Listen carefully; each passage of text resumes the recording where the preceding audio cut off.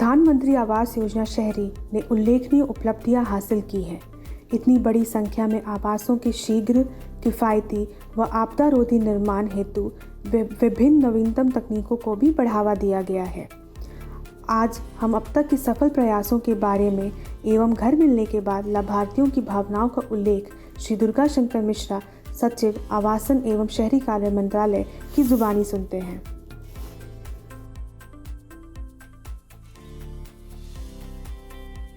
Sir, आप across the country tour करते हैं, अपनी स्कीम्स को देखने के लिए उनकी समीक्षा भी करते हैं राज्यों के साथ। जब सर आप SBM के, PMAY के बेनिफिशरीज के साथ मिलते हैं तो सर कैसा सोचते हैं, कैसा फील करते हैं सर?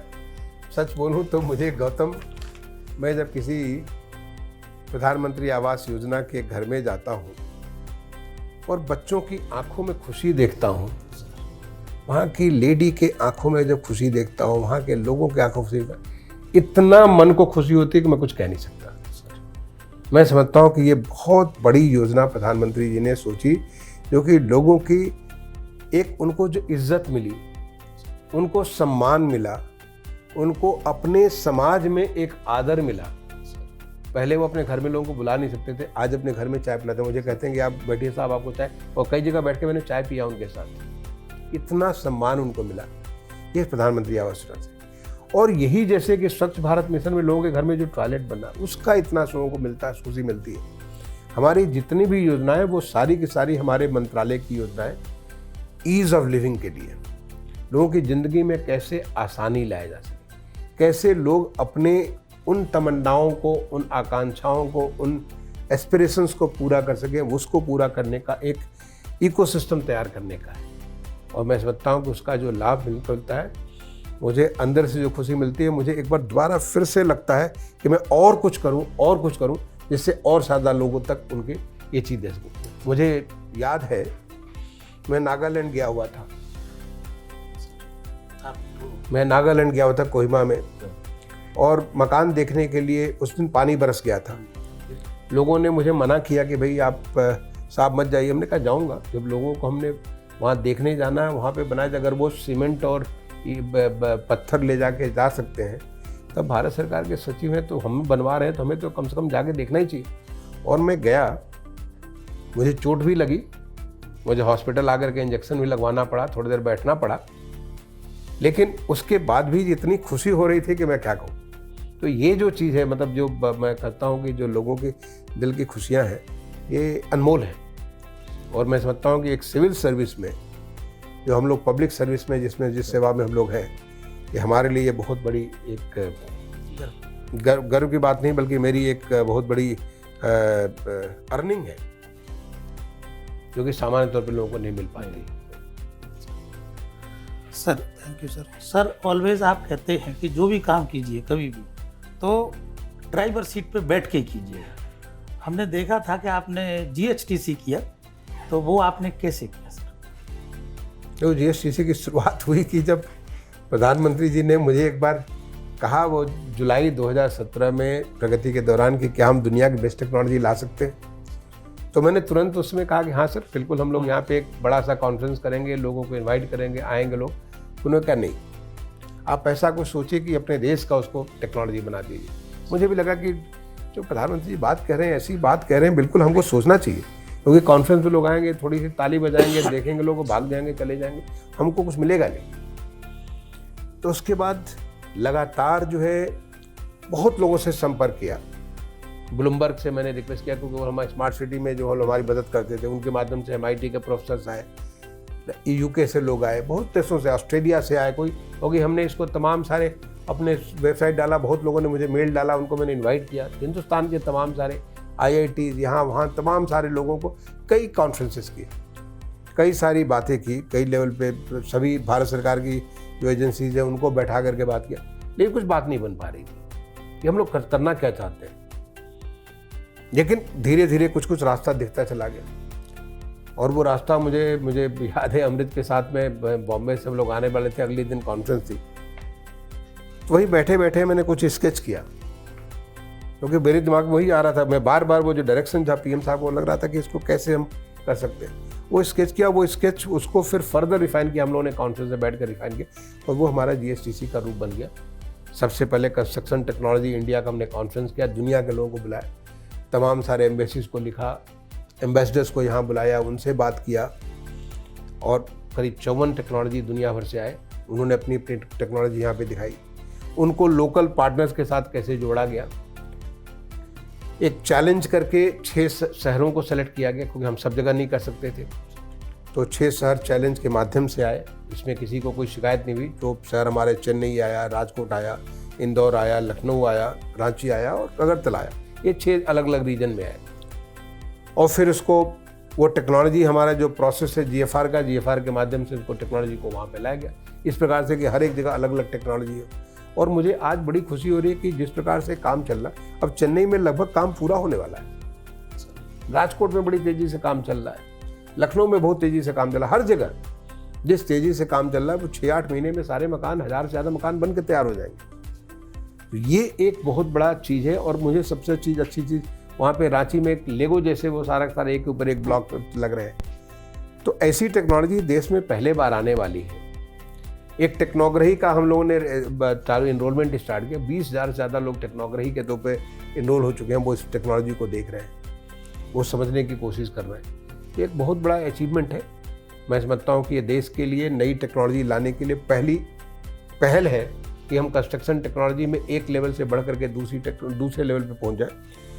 दूसरा एक आशा, एफोर्डेबल सस्टेनेबल हाउसिंग एक्सेलरेटर, ये जो सोच की गई कि ताकि हमारे देश में भी बहुत सारे लोग हैं जो कि सोचते हैं, काम करते हैं, उनको मौका नहीं मिलता।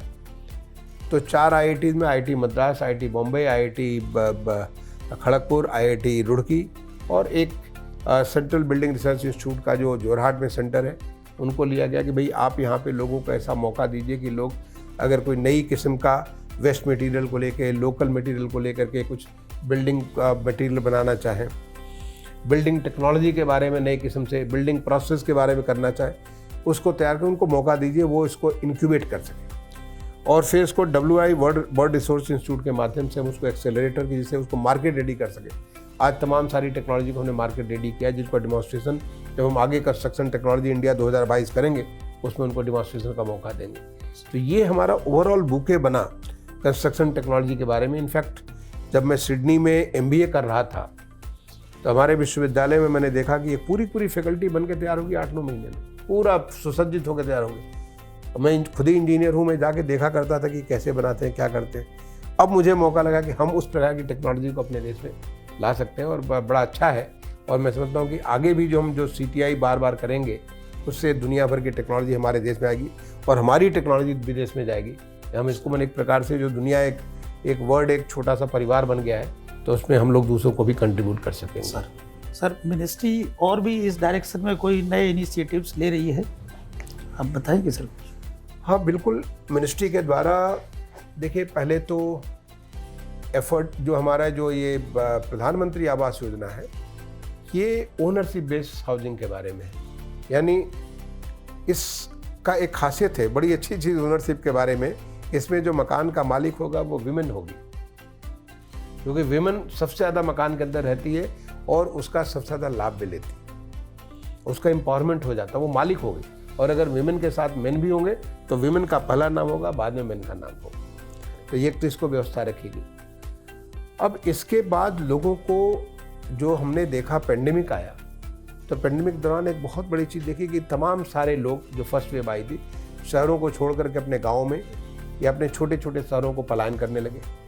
जब हमने जाके जाने की पता किया कि भाई आखिर क्यों ऐसा हो रहा है, तो लगा कि लोग जो स्लम्स में रहते हैं, लोग जो इनफॉर्मल सेटल में रहते हैं, वो उनका बहुत वनरेबल कंडीशन है, वहाँ पे उनको पेंडेमिक का ज़्यादा इम्पैक्ट हो सकता है।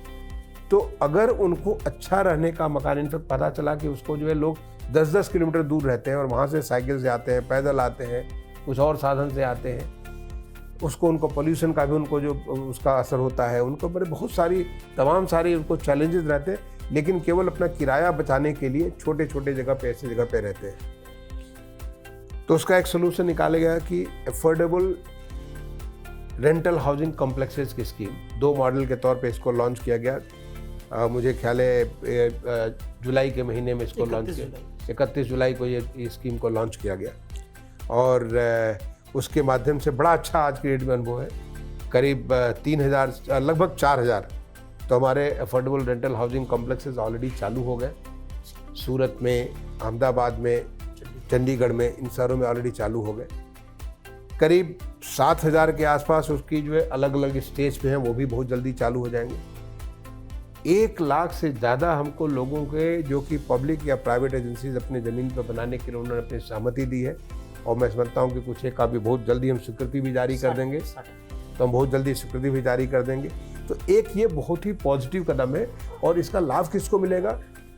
जो तमाम सारे लोग गांव से आते हैं शहर में पढ़ने के लिए, क्योंकि उनके पास पैसा कम और स्लम्स में रहते हैं। अब उनके अगर इस यूनिवर्सिटी के पास में हम अफोर्डेबल हाउसिंग बना दें तो वो उसमें रहेंगे। उसी प्रकार से जो मजदूर आते हैं, जो हमारे माइग्रेंट मैंने गांव से शहर में आते हैं, तो ऐसे गरीब मजदूर लोगों के लिए रहने के लिए अगर हाउसिंग उनके जहाँ पे काम करने का जगह वहीं बना दिया जाए तो उससे वहाँ रहेंगे तो उनकी ज़िंदगी भी सुधरेगी। वो खुद उनका लाइफ, जब उनकी ज़िंदगी सुधरेगी, उनका स्वास्थ्य भी अच्छा रहेगा, अपने बच्चों को अच्छे से पढ़ा भी सकेंगे, और वो जो चैलेंजेस आज वो स्लम्स और जो इनफॉर्मल सेटल में रहते हैं उनसे उनको दुराव होगा। तो ये एक बड़ी अच्छी स्कीम है। मैं समझता हूँ कि इसका बहुत भविष्य है। ये पहले बार आज़ादी के बाद किसी ने सोचा है, और मैं समझता हूँ इसका श्रेय हमारे माननीय प्रधानमंत्री जी को ही जाता है।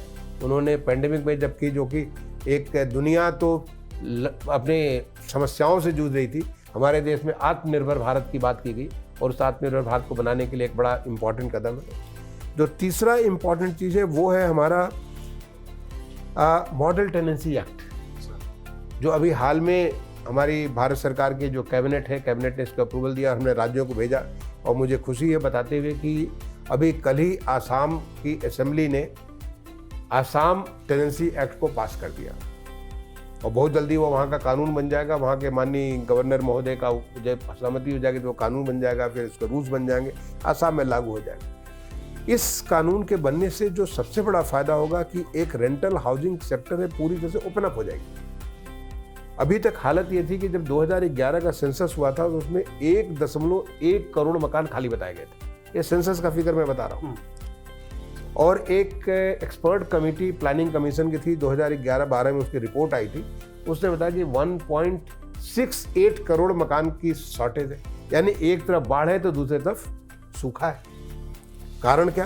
क्योंकि हमारे जो कानून बने थे, रेंट कंट्रोल के एक्ट बने हुए हैं, वो 60s 70s के कानून बने हुए हैं, 50s के कानून बने, जो कि मोस्टली टेनेंट के राइट्स को ही वो ज़्यादा ध्यान देते हैं। जो हमारा जो लैंडलॉर्ड है उसकी राइट्स या उसकी जो समस्याओं को सोचते नहीं। एक बार आपने किराए पे मकान उठा दिया, अब आप सोच सकते हैं कि कभी आपको मकान वापस नहीं मिलने वाला है। इतनी दुरूह आपकी कानूनी प्रक्रिया है कि आप 2500 साल से एक ज़िंदगी पूरी गुजर जाती है, लोग मकान अपना वापस नहीं पाते, और इसी नाते मकान उनके पास खाली है लेकिन वो किराए पर नहीं देना चाहते। अब ये जो नया कानून बना है, इसमें हमारे टेनेंट एंड लैंडलॉर्ड की दोनों के राइट्स एंड रिस्पॉन्सिबिलिटीज़ को बैलेंस कर दिया गया। अब जो डिस्प्यूट रेजोल्यूशन मैकेनिज्म है, उस पूरे मैकेनिज्म को उसको बिल्कुल सिंप्लीफाई कर दिया गया है, इतना आसान कर दिया गया कि जिससे एक टाइम बाउंड 60 दिन के भीतर उसका रेजोल्यूशन हो सके। दोनों की क्या जिम्मेदारियां होगी सारी क्लियरली इसमें डिफाइन कर दी गई।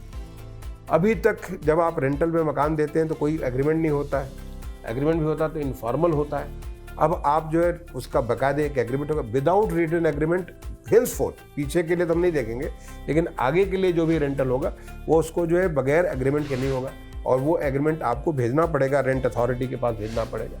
यानी ये सब इतना आसान कानून बना दिया गया, जिससे मैं समझता हूँ कि आने वाले समय में एक IMF की स्टडी है 2016 की, जो बताते हैं कि लगभग $20 बिलियन का मार्केट हमारा रेंटल रेजिडेंशियल मार्केट था। अगर रेजिडेंशियल कॉमर्शियल ले लें तो $40 बिलियन यानी लगभग 3 लाख करोड़ का ये मार्केट 2016 का था। आज की डेट में और ज़्यादा होगा। तो एक बहुत बड़ा मार्केट ओपन अप होता है। जो कामगारी जो मैंने हमारे मजदूर हैं या हमारी लेडीज़ हैं, अलग अलग जो हमारे सेगमेंट स्टूडेंट्स हैं, पहले बार अभी तक स्टूडेंट्स के लिए हॉस्टल कौन बनाता है? जो कॉलेज है वो बनाता है, यूनिवर्सिटी बनाता है। अब लोग बनाएंगे क्योंकि उसके आधार पर लोग पैसा कमा सकते हैं, एक बहुत ही ट्रांसपेरेंट तरीके से उसको पैसा कमा सकते हैं। तो एक नया कानून बनने से वो भी एक ट्रांसफॉर्मेशन हुआ। और जो सबसे बड़ा ट्रांसफॉर्मेशन हुआ वो हमारा हुआ रेरा का कानून 2016 में जो आया, 2016 के कानून से तो हम कहेंगे कि रेरा के पहले का जो युग था वो नॉन रेगुलेटेड युग था, जबकि पूरे रियल एस्टेट सेक्टर के बारे में अगर आप मकान लेते हैं तो मकान आप खरीदने के लिए अपनी ज़िंदगी की कमाई लगा देते हैं, लेकिन आपको मालूम नहीं है कि मकान मिलेगा भी कि नहीं मिलेगा। आपसे कोई कहता है कि हमको 250 स्क्वायर मीटर का मकान है, मालूम नहीं कि 250 मिलेगा कि 210 मिलेगा कि 190 मिलेगा। अब इस कानून के माध्यम से एक ट्रांसपेरेंट एंड अकाउंटेबल व्यवस्था स्थापित हो गई, एक रेगुलेटरी अथॉरिटी ट्रिब्यूनल बना दिया गया, जिसके माध्यम से पूरा का पूरा आप उसको इंश्योर कर सकते हैं कि जो आपने प्रॉमिस किया वो आप देंगे, और कोई एडवर्टीजमेंट निकाल ही नहीं सकता है 8 मकान से अगर ज़्यादा बना रहा है या 500 स्क्वायर मीटर से ज़्यादा बिल्डअप एरिया है, जब तक कि वो सब कुछ डिक्लेयर न कर दे अपफ्रंट कि उसका ज़मीन भी नॉन इनकम्बरेंस फ्री है, उसका जो है इतना स्क्वायर मीटर का वो एरिया भी कितना अलग अलग किस्म, कोई कारपेट एरिया, कोई बिल्डअप एरिया, अलग अलग किस्म के एरिया थे। अब सिंपल कारपेट एरिया, आप इतना आपका कारपेट एरिया आप डिक्लेयर करेंगे, इस समय आप मकान को दे देंगे, आप पहले ही बताएंगे 3 साल में देंगे कि 2 साल में देंगे। अगर आप चेंज करेंगे तो चेंज करने के लिए लोगों की सहमति लेनी पड़ेगी, अदरवाइज पेनल्टी उसमें लगी हुई। यानी इतनी सारी व्यवस्था उसके अंदर कर दी गई कि जिसके माध्यम से आज होम बायर्स को एक कॉन्फिडेंस हो गया, और इसी का नतीजा कि आज पूरे देश भर में 70,000 से ज़्यादा केसेस का डिस्पोजल हो चुका है। करीब 67,000 हमारे प्रोजेक्ट्स उसमें रजिस्टर हो चुके हैं। करीब 55,000 से ज़्यादा जो एजेंट्स इसमें रियल एस्टेट एजेंट में रजिस्टर हो चुका है। एक बहुत ही पॉजिटिव एक्सपीरियंस है। आज देश के एक वेस्ट बंगाल बचा हुआ था जिसमें ये कानून नहीं लागू था। हाल में जून में सुप्रीम कोर्ट का जो आदेश हुआ, वो माननीय न्यायालय के आदेश के बाद अब उनको भी अभी उनके यहाँ रूल्स बना दिए गए, नोटिफाई कर दिए गए, हाल ही में नोटिफाई किए गए। तो अब पूरे देश भर में ये कानून लागू है, और मैं समझता हूँ कि उससे वो भी बहुत बड़ा फ़ायदा हुआ है। सर, एक PMAY के ऊपर एक बुक लिख रहे हैं, उस बुक में PMAY से रिलेटेड सभी एस्पेक्ट को कैसे पूरा कर रहे हैं और उनके कौन बेनिफिशरीज होंगे या कौन उनके रीडर्स होंगे, ये इस पर सर कुछ बताइए सर। ये PMAY का बुक हम लोग लिख रहे हैं क्योंकि ये एक बहुत बड़ा अनुभव है। इतनी बड़ी चुनौती लेकर के कैसे हम इसको पूरा करने के लिए आगे बढ़ रहे हैं। 50 लाख से ज़्यादा मकान लोगों को ऑलरेडी दे चुके हैं, 1,13,00,000 मकान सैंक्शन कर चुके हैं, करीब 85 लाख से अधिक मकान हम कंस्ट्रक्शन के लिए चालू कर चुके हैं, 16 लाख से ज़्यादा मकान हम नई टेक्नोलॉजी को यूज़ करके कर रहे हैं। ये कैसे संभव हुआ? आज हम ग्लोबल टेक्नोलॉजी को हम लोग यहाँ पे देश का अपना टेक्नोलॉजी बना, कैसे संभव हुआ? इसके पीछे क्या सोच थी, इसके पीछे क्या अनुभव हुए? इन सारी बातों को डॉक्यूमेंट करने के लिए, ताकि आने वाली जनरेशन देख सके कि इतनी बड़ी चुनौती जो आज तक दुनिया में किसी देश ने या किसी शहर ने आज तक नहीं लिया, कहीं हुआ नहीं, जो नहीं हुआ वो भी आज यहाँ पे हो सका, उसको डॉक्यूमेंट करने के लिए किताब बनाई जा रही है। और मैं समझता हूँ जब ये किताब आएगी तो न केवल हमारे देश में लोगों के लिए, चाहे वो रिसर्चर्स हों, एकेडमिक्स हों, चाहे वो रियल पॉलिसी मेकर्स हों, हमारे जैसे पॉलिसी मेकर्स हों, राज्य सरकार के या भारत सरकार के पॉलिसी मेकर्स हों, या जो एक्चुअल एक्सिक्यूटर्स हों, जो काम करने वाले लोग हैं, जो इंजीनियर्स हैं, जो तमाम सारे लोग रियल एस्टेट के लोग हैं, उनके लिए, और विदेशों के लिए, क्योंकि ऐसा हाउसिंग हमारे देश की समस्या नहीं है, हाउसिंग वर्ल्ड वाइड हर एक जगह दुनिया भर में आज तमाम सारे जो देश आगे बढ़ रहे हैं, जिनका अर्बनाइजेशन जो आज हो रहा है, तो जिस तेज़ी से अर्बनाइजेशन हमारा हो रहा है, इतनी ही तेज़ी से, इनफैक्ट हमारे यहाँ ग्रोथ करीब 2% का ग्रोथ है, अफ्रीका में ग्रोथ 3% का है, तो उनका बॉटम लेवल लो है, उनका ग्रोथ 3% का हो, उनको बहुत ज़्यादा उनकी हाउसिंग की आवश्यकता होगी। वो कैसे इस हाउसिंग के चैलेंज को कर सकते हैं, वो हमारी इस किताब के माध्यम से देख सकते हैं, और उसके माध्यम से उनको जो सीख मिलेगी उनके लिए बड़ा यूजफुल होगा। ऐसे जो हाउसिंग के लिए जो तमाम सारे और देश हैं, वो भी हमारी इससे नई नई चीज़ें सीखते हैं, क्योंकि हमने न केवल किया है बल्कि बहुत बृहद स्तर पे किया है। उसका जो डायमेंशन है, वो डायमेंशन अपने आप में देखने में डर लगता है, लेकिन डर को भी, डर के आगे जो जीत हम कहते हैं, तो हमने उन चीज़ों को जीत के रूप में कैसे कन्वर्ट किया, वो हमारा इस किताब में डॉक्यूमेंट हुआ। मैं सोचता हूँ बहुत सारे लोगों के लिए फ़ायदा होगा। सर, ऐसा कौन सा समय है जब आप सोचते नहीं हैं और सुबह 9 बजे से रात के 9 बजे तक हमने देखा है सर, आप कभी थकते नहीं, फुल एनर्जी के साथ ही रहते हैं, जिसका क्या राज है सर? जो गौतम साहब, इसका राज तो यही है कि मैं समझता हूँ कि भगवान ने मुझे बहुत बड़ी एक मौका दिया है अपने देश को कुछ करने के लिए। मैं तो एक छोटे से गांव में पैदा हुआ, पेड़ के नीचे बैठकर पढ़ना चालू किया। कक्षा 5 में जाके पहले बार मुझे कमरे में बैठ करके पढ़ने का मौका मिला। कक्षा 6 में अंग्रेजी मैंने पहले बार ABCD सीखना कक्षा 6 में चालू किया। इनफैक्ट मैं आपको बताऊं, मेरा नाम जो मैं लिखता हूं दुर्गा शंकर, उसमें स्पेलिंग आपने देखा होगा SHNKER है। वो क्यों है? क्योंकि जब हम पहले बार अंग्रेजी लिखना चालू किए, जब हम लोग को लिखना आ गया, वो छोटे छोटे शब्दों को हम लिखने लगे, तो हमको मास्टर साहब ने कहा कि आप अपना नाम लिख करके लाओ, दिखाओ सब लोग। तो हम अपना नाम लिख के ले गए मास्टर साहब के सामने। उन्होंने कहा तुमने गलत लिखा है। हमने कहा सर क्या गलती किया है? बोले तुमने SHANKER लिखा है, वो KAR होना चाहिए। हमने कहा सर वो तो भगवान ने हमको लिखवा दिया। अब जब भगवान ने लिखवा दिया तो मैं तो अब नहीं बदलूंगा, अब यही मेरा नाम रहेगा। तो मेरा नाम वही हो गया और वो एक अपने आप में अलग नाम हो गया।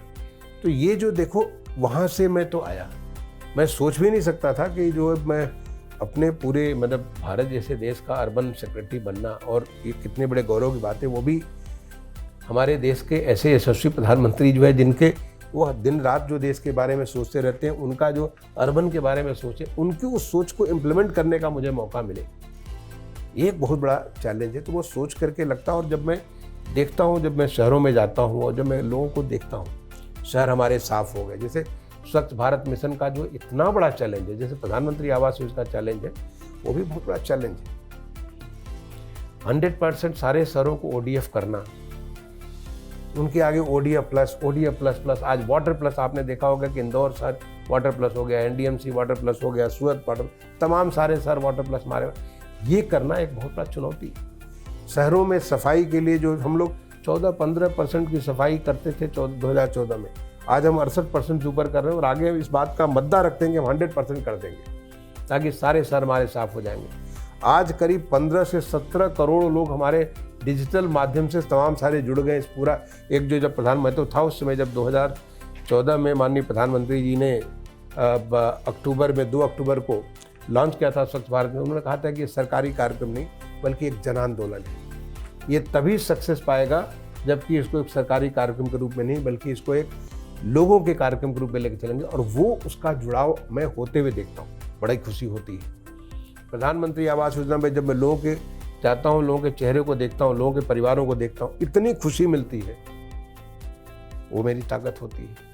जब हम देखते हैं इसमें हमारे अमृत में, मैं भी कभी किसी समय उत्तर प्रदेश सरकार का जो अर्बन डेवलपमेंट का जो प्रिंसिपल सेक्रेटरी हुआ करता था 2011-12 में, और JNNURM की स्कीम को लागू करने के बड़ी मेहनत करता था, बहुत मेहनत किया करता था तमाम सारी चीज़ें लागू करने के लिए। उसमें बहुत मुश्किल होती थी। आज मैं उन चीज़ों को होते हुए देख सकता हूँ क्योंकि हमने इतनी कैपेसिटी बिल्ड की है। आज अमृत योजना में लगभग 54,000 करोड़ के काम पूरे हो चुके हैं। मैं सोच नहीं सकता था, ये हम 4 साल पहले नहीं सोच सकते, लेकिन देखा कि राज्यों में एक इतनी, और मैं समझता हूँ कि ये सब माननीय प्रधानमंत्री जी का जो ऐसा एक व्यक्तित्व है जिसके नाते एक टीम इंडिया के तौर पे काम करते हैं। राज्यों को जब मैं जाके स्टेट के माननीय मुख्यमंत्रीगण से मिलता हूँ, मिल करके या वहाँ पे राज्यों के लोगों से बात करता हूँ, तो उनसे बहुत पॉजिटिव एनर्जी मिलती है मुझे। तो उसको देखते हैं कि ये हम जो लोगों को पानी का, लोगों को वहाँ पे सीवर का, आज सोचे कि 1,07 लाख हमने पानी कनेक्शन दे दिए, लगभग 87 लाख हमने जो सीवर कनेक्शन दे दिए, लगभग 1800 से कहीं ज़्यादा हमने जो पार्क्स बना दिए, 3,000 एकड़ से ज़्यादा के पार्क्स हमारे बन गए। ये जो हमारे करीब 1 करोड़ से ज़्यादा हमने पानी, ये जो बिजली के जो स्ट्रीट के कनेक्शंस होते हैं उसको हमने LED में कन्वर्ट कर दिया। आज जो हमारे जो शहरों में करीब 10 शहरों के द्वारा 3,840 करोड़ के म्यूनिसिपल बॉन्ड से पैसे इकट्ठा हो गए। जो हमारे जो मेट्रो का है, मेट्रो में हम लेके चले थे, केवल 5 शहर में मेट्रो चलती थी, आज 18 शहरों में 725 किलोमीटर मेट्रो चलती है। आज 87 शहरों में लगभग 1,060 किलोमीटर की मेट्रो का नेटवर्क पे काम चल लगने 4-5 साल में पूरा हो जाएगा। पहले देश में RRTS, पहले बार देश में RRTS आई है, और वो RRTS हम अगले दिसंबर में 17 किलोमीटर की RRTS हमारी चल देगी। जब हम अगस्त में जो अपनी 75वीं जयंती मनाएंगे, 900 किलोमीटर से ज़्यादा मेट्रो हमारी चलती होगी।